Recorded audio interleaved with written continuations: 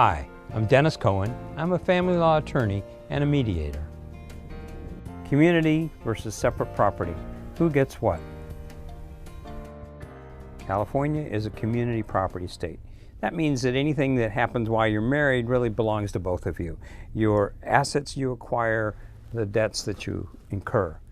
The exception to that is separate property, which is the things you've brought into the marriage, stays your separate property. Also, if you inherit something during the marriage, that can be your separate property. So sometimes people have a pension and they wonder who gets the pension, do they have to share it?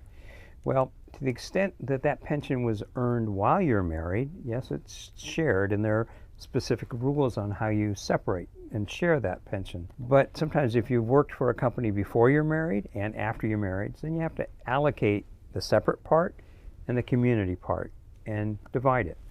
One of the good things about mediation is rather than doing it the way that the court must do, you're able to trade things. You have more pieces to the jigsaw so that you can perhaps keep your whole pension while your spouse gets something else that offsets it.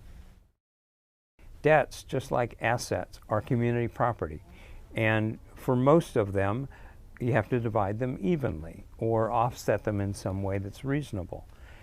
There are some exceptions to that, like student loans, something you had before you're married, you're responsible for it. Very often the question comes up having to do with who put the down payment on the house, where did it come from, what do you do about that? A lot of times when a couple has a house, one of the spouses has put the down payment down, maybe from the proceeds of a prior house.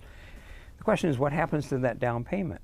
California has a statute that specifically says that that down payment is returned to that spouse. They don't get interest on it, but at least it's clear. That's one of the things that in mediation you learn about. What are your rights about community property? What are your rights having to do with separate property? And how do you come to an agreement to divide that property?